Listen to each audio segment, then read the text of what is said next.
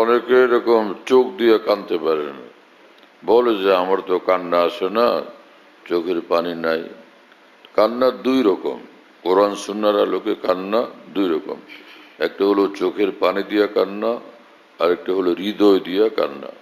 হ্যাঁ, মুসলমান চোখের পানি দিয়া কাঁদতে না পারলেও হৃদয় তার কাঁদতে থাকে। হ্যাঁ, এবং হৃদয়ের কান্না চোখের কান্নার চেয়ে দামি।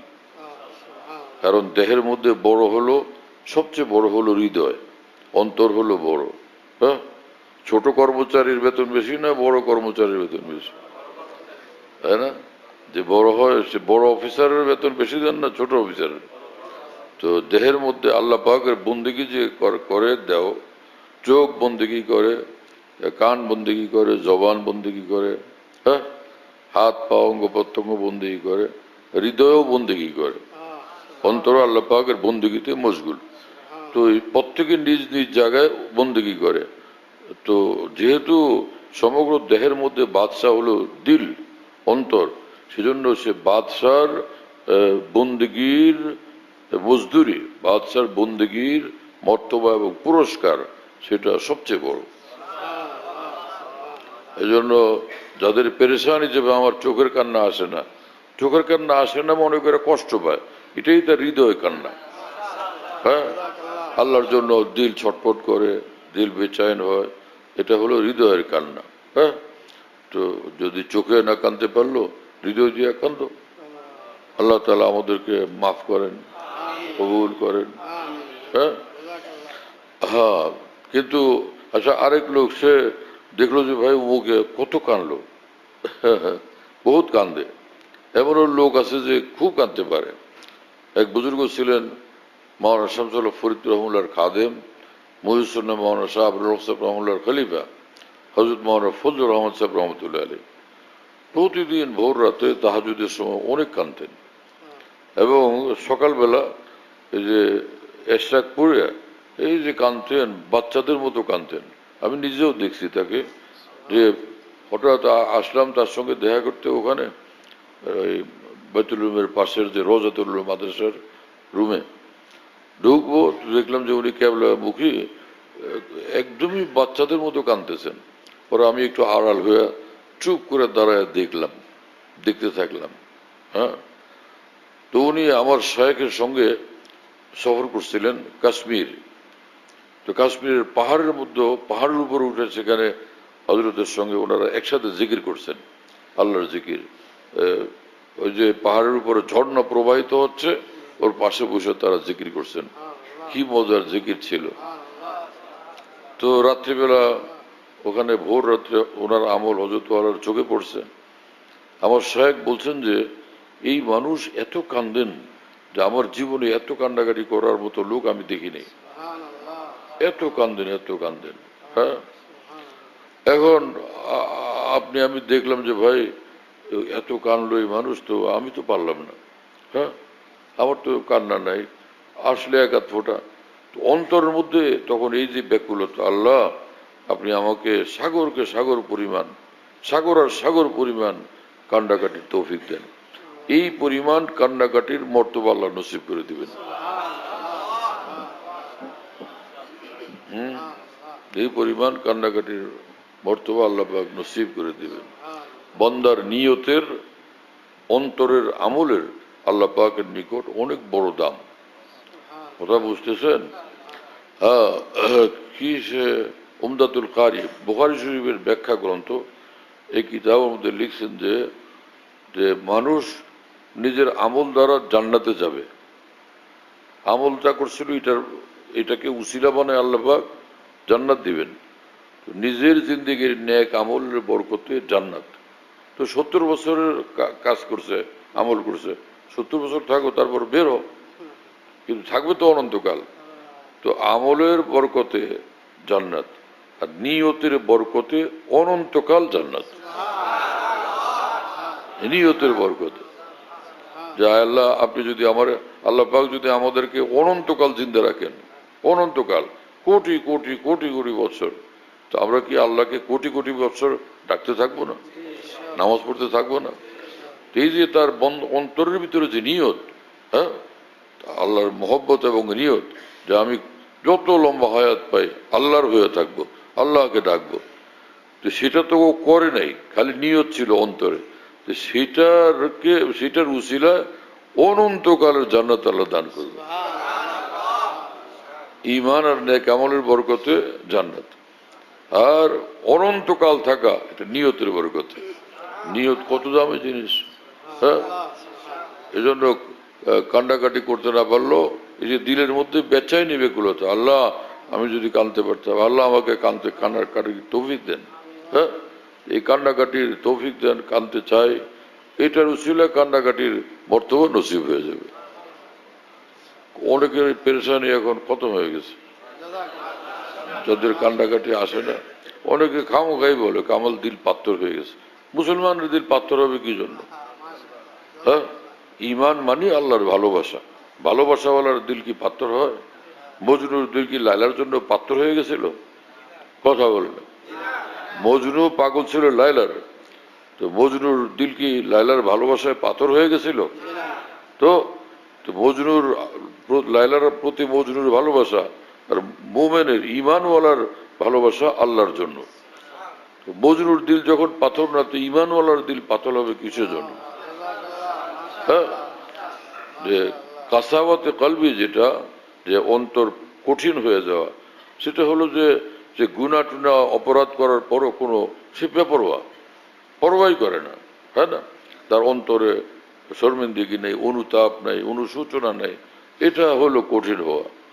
আর যদি সে পাপাচার করার পরে সে অনুতাপ অনুশোচনা তার অন্তরে আছে, হ্যাঁ, তো ফের এখানে তো তার অন্তর কঠিন না, পাথর না, অন্তর নরম, তার দলিল। তাই সে অন্তরে অনুতপ্ত, লজ্জিত, শর্মিন্দা, অনুশোচনা আছে, তার কষ্ট আছে, মনের মধ্যে বেচাইনি আছে, অস্থিরতা আছে, তাহলে তার অন্তর কঠিন হয়নি। কাসাওয়াতি কলবি তার মধ্যে নাই। কোথাও বুঝে আসছে ভাইরা? এখন অন্তর কঠিন হওয়া না হওয়া বুঝে আসছে কিনা? এটা না বুঝে আসলে অনেকের পেরেশানি। হ্যাঁ, আরেক জিনিস হলো যে রাস্তা দিয়ে মেয়ে লোক যাইতেছে, বুড়া মানুষ, বয়স 75 বা 80 বা 82, আর খালি মন চায় যে প্রত্যেকের একবার দেখি, এক একটা বলি, মা কেমন আছো মা, বাহানাবাজি। হ্যাঁ, বা আপু মনে তুমি কেমন আছো, মা মনে কেমন আছো, আসলে হলো শয়তানি, ওর দেখা। তো এখন বাসা যাইতে থাকে, বাসায় গিয়ে যখন বসে অথবা মসজিদে আসে নামাজে, নামাজে বসে, এখন ভাবে যে বুড়া হইলাম তো আমি তো পাকা শয়তানি হইলাম, এটা একটা কথা হলো। রাস্তা দিয়ে যাই আসি, আর এইসব কথা মনে হয়, এগুলো কাউকে বলা যায়? বলতেও পারে না। ওদিকে মনে চিন্তা যে এটা কি হলো, এই যে মন চাইলো, এই মন চাওয়াটা, এটা বট গাছের মনে চায়? হ্যাঁ, যত বড় বট গাছ হোক, বট গাছের মনে চায়? পাহাড়ের মনে চায়? তাল গাছের মনে চায়? কোনো বিশাল বিল্ডিং এর মনে চায়? তো মানুষের মনে চায়। হ্যাঁ, এই জিনিস কি গরু ছাগলের মনে চায়? কোনো গরু ছাগল মনে করলো ছাগল যাইতেছে রাস্তা দিয়ে, ভেড়ার পাল যাইতেছে, হাই সুন্দরী মেয়ে যাইতেছে, এক নজর দেখি। ভেড়ার মনে চায় না গরুর মনে চায়? হ্যাঁ, সুন্দরীরা যাইতেছে, দেখতে ইচ্ছা করে ওর। মানুষের মনে চায়, এটা আশ্চর্য থেকে মনে চাওয়া। আল্লাহ পাক মনকে, দিলকে বানাইছেন এরকম যে মন চাইবে, আর তখন বন্দার দায়িত্ব হলো ও সেদিকে দেখবে না, সেদিকে যাবে না, এইটুকু দায়িত্ব খালি। চাই সে বুড়ার বাপ হয়ে গেছে, 90 বছর বয়স, যে যত বড় বুড়াই হোক, কিন্তু মন চায়। কথা বুঝেন নাই? হ্যাঁ, অনেকে মনে করে বুড়া মানুষ এখন আর তো বুড়া হয়ে গেছে, এটা হাড্ডি পাক না, এটা দিয়ে আর কি হবে। আর না, ওই দেখাটুকু অন্তত, যে সেদিন এক মুফতি সাহেবের বহু ধমকাধমকি করছে, যে শুনলাম যে আপনি নাকি আর একটা বিয়ের দিকে আগাইতেছেন।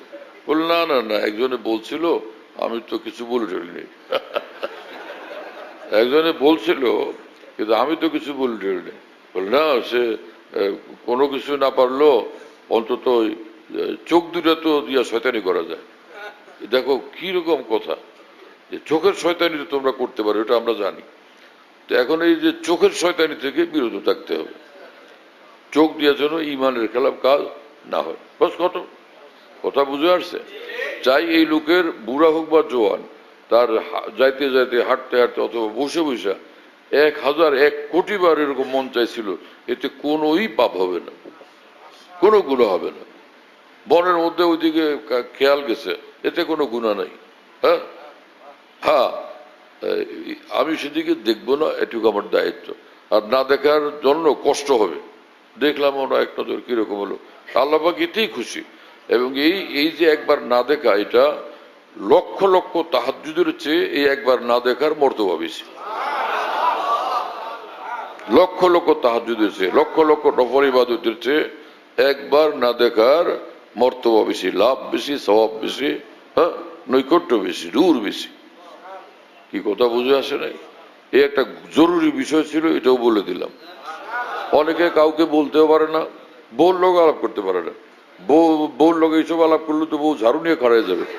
শয়তান বুড়া, তোর দাড়ি সাদা, চুল সাদা, এখন এইসব শয়তানি করবো, খাড়া তোর আজকে সাইজ করি মুসিবত। বউর লোকও বলতে পারে না, বাপ মার লোকও বলতে পারে না। বাপ কি তোরে মনে করি ফেরেস্তা, তুই এরকম শয়তানের হয়েছিস আমি তো জানি না। এই জন্য সবচেয়ে বেশি আদর মায়া মহব্বত বলা আমাদের প্রতি আল্লাহ তাআলা। স্বামীও এতটা না, ভাইও এতটা না, মা বাবা এতটা না, পৃথিবীর কেউ এতটা না। কারণ কেউ এগুলি জানলে জুতার স্যান্ডেল নিয়ে ঝাড়ু নিয়ে ধরে খারা তুই তোরা এখনই আজকে আমি সোজা করি। মা বলবো শয়তান, তোর পেটে আমি শয়তান পেটে লইছিলাম, যদি একটা আস্ত শয়তান। এই কোন জায়গা আর থাকবে না দুনিয়াতে।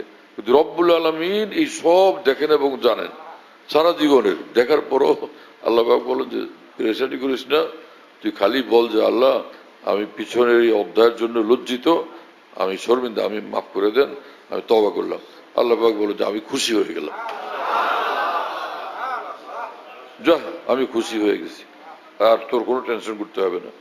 কি বললো মতমার আসাফ আলী থানভী রহমাতুল্লাহ বলেন, অতীত জীবনের গুনাহের কথা মনে করে করে পেরেশান হওয়া, এটাও গুনাহ, এটাও অন্যায়।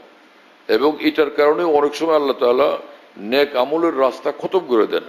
যে তোমার আমি বানাইছিলাম তোমার পাপাচার, অতীতের পাপাচার, এগুলোর মোরাকাবার স্মরণ করার জন্য, এই জিকির করার জন্য, ওই ভাবনার জন্য বানাইছি।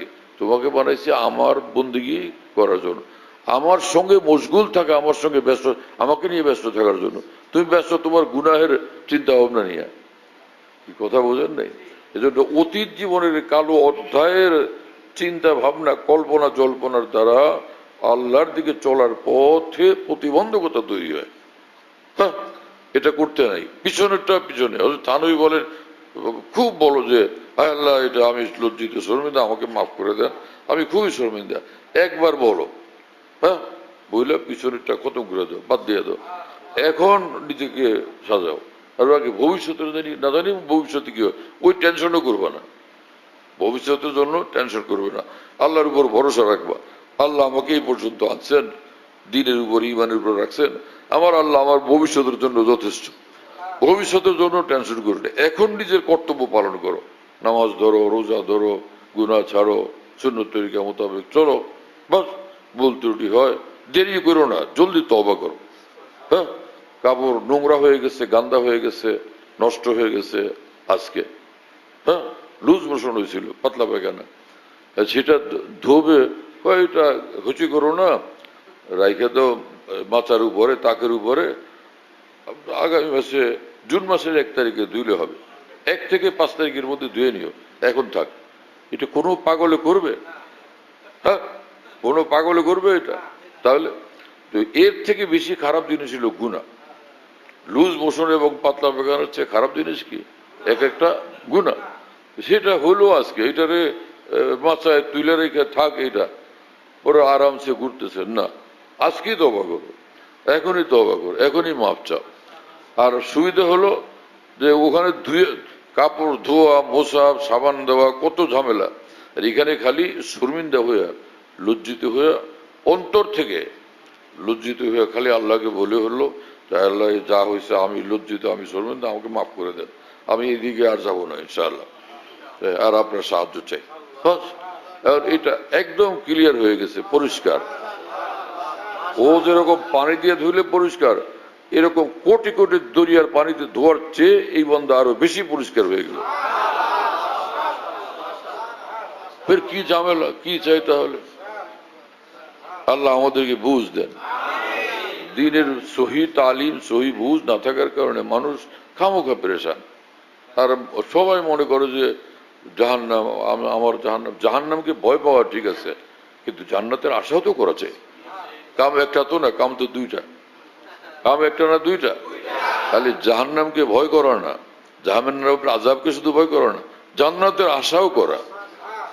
ইনশাআল্লাহ আল্লাহ আমাকে জান্নাত দিবেন, এই দৌড়টা করা চাই। এই সবগুলোরও যদি আল্লাহ, যেমন এখানে 2000 লোক আছে, এখন 2000 লোক আমরা হিসাব করলাম, লিস্ট করো, সবগুলি শয়তান, সবগুলি জাহান্নামী। তো জান্নাতে যাবে কে? তোমরা তোমার তোমার দাদারা? কি এটা কথাবার্তা? আল্লাহ পাক কিয়ামতের ময়দানে বান্দাদেরকে, বেশুমার বান্দাদেরকে, ইন্নাহু কানা গাফফারা, বেশুমার বান্দাদেরকে মাফ করতে থাকবেন এক একটা বাহানা দিয়ে। যা তুই জান্নাতে যা, এই এক একটারে জান্নাতে পাড়ে দিয়ে থাকবেন এক এক বাহানা দিয়ে। এই ফাঁকে ফুঁকে 2-4-5টা এরকম কোন দিক থেকে বের হবে, এগুলো শেষে গিয়া, কারণ আল্লাহ পাকের একটা নিয়ম তো আছে, জান্নাতে জাহান্নামে কিছু পাঠাবেন যে শয়তানি করলি কেন। এই সেখানে আবার জাহান্নামে যেগুলো পড়বে, কাফেরদের মতো আযাব তাদের হবে না। হ্যাঁ, কাফেরদের যে কঠিন ভয়ঙ্কর আযাব, সে আযাব কোনো গুনাহগার মুসলমানের কোশ্চিন কালেও হবে না। এমনি একটা, যেমন জেলে পাঠায়, জেলে গেলে কি মজা না কষ্ট? যে আমি একটা নেতা মানুষ জেলে গিয়ে মাসখানেক থেকে আসি, এরকম মানুষের কামনা করে কেউ? তো তো এখন জেলে যে কয়দিন থাকে অসুবিধা, কিন্তু জেলের খবর জানেন আপনারা? চোর ডাকাত গুন্ডা পান্ডার জেল আলাদা, আর মন্ত্রী মিনিস্টার এমপি ডিসি, হ্যাঁ, এবং এসপি, এদের জেল আলাদা। সেটা কি? এরা হলো সব ভিআইপি। এরা সব কি ভিআইপি? ওইগুলো সবগুলো যে জেলখানার ভিতরে যে মাঠ ময়দান আছে, সারি দিয়ে বসলো, কতক্ষণ গিয়ে গোসল টোসল করলো, এই সবগুলো হট্টগোল করে, সুবিধা তো নেই। মানে আমভাবে থাকে আর কষ্ট পায়, খালি কষ্ট পায়। থাকে সুতি কম্বল, যে জেলখানায় বানানোর কম্বল, ওইটা একটা ভাস করে একটা দিয়ে বালিশ বানায়, আর এটার বিচার এটার গায়ে দেয়। কম্বল যেগুলো খালি লোমওয়ালা, অনেক অনেক লোম, সেগুলি, এইগুলো দিয়ে তো মুসিবত লাগে, কিন্তু থাকতে থাকতে বেচারারা থাকতে হয়। আর যারা যে ভিআইপি, তারা তো বেশ একদম তাজা তাজা প্রতিদিন, প্রত্যেক বেলা সুন্দর মাছ পছন্দ মতো কাইটা কুইটা রান্না করে মজাদার, ঘরে এরকম খায় না।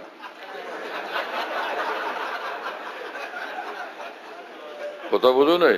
ভিআইপিরা খুব মজা করে ওখানে খায় লয়, গল্প সল্প করে। এবং ভিআইপি জালেমের দল জেলখানায় ওরা পত্রিকা পায়। হ্যাঁ, পত্রিকা পায়, এমপি সাহেব পত্রিকা পায়, ডিসি সাহেব পত্রিকা পায়, এসপি সাহেব পত্রিকা পায়, পড়ে টড়ে খুব। আর তারা সে এক ধরনের মৌজ করে, মৌজ।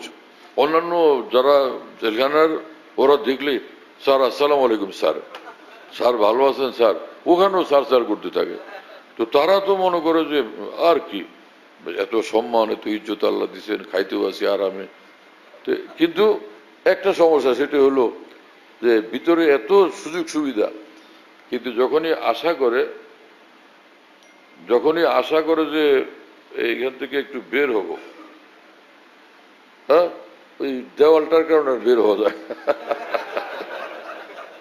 জেলখানার যদি 5তলা বিল্ডিং, হ্যাঁ, 5তলা বিল্ডিং, ওইখান থেকে ওই তো দেখা যায় যে এই রোডের মধ্যে সব মানুষ দলে দলে যাইতেছে, প্রাইভেট কার যাইতেছে, না, আর একজনে দেখলাম প্রাডো নিয়ে যাইতেছে, হ্যাঁ, পাজরোতে যাইতেছে।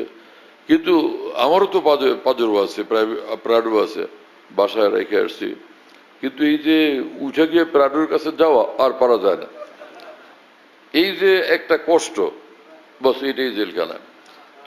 তো ওরা ভিআইপি, এই, হ্যাঁ না, জেলে আছে বটে, বন্দি বটে, কিন্তু ভিআইপি বন্দি। আর ওই বাকি যেগুলো চোর ডাকাতের দল, ওগুলোরে দিয়া ওই যে, হ্যাঁ তুই 8 বস্তাইটা উঠে কান্দে, নানান কাম কাজ করায়। আর ওদেরকে রাখে তো নিম্নমানের। কি কথা বুঝো নেই? ওরা আসল বন্দী, হ্যাঁ, আর এইগুলো ভিআইপি বন্দী। যে সকল মুসলমান এই জাহান্নামে অল্প কয়েকদিনের জন্য যাবে নিজের উল্টাপাল্টার কারণে, এইগুলো জালেমের দল ভিআইপি বন্দী, কোনো সন্দেহ নেই। হাদিস শরীফের আলোকে নিঃসন্দেহে এরা জাহান্নামে কয়েকদিনের জন্য, তাও অল্প কয়েকদিনের জন্য ভিআইপি বন্দী হিসাবে থাকবে। কথা বুঝে আসছে? তো এরকম ভিআইপি বন্দী হওয়ার জন্য এখানে কেউ রাজি আছে? ওরে বাপরে!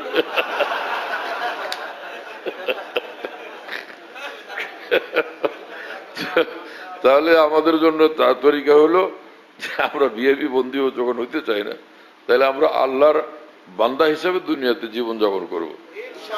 এখানে ইমানের হাতে বন্দী থাকি, শরীয়তের হাতে বন্দী থাকি, আল্লাহ পাকের খুশি এবং মর্জির হাতে বন্দী থাকি, যাতে ওখানে গিয়ে ভিআইপি বন্দী হওয়া না লাগে। তাই আল্লাহ আমাদেরকে জাহান্নামের ভিআইপি বন্দী হওয়া থেকেও আমাদেরকে বাঁচান। আমরা জান্নাতের ভিআইপি হইতে চাই। জান্নাতের ভিআইপি দুই রকম, একটা হলো মুত্তাকি আর একটা হলো তওবাকারী। দোনো গ্রুপ জান্নাতে চলে যাবে।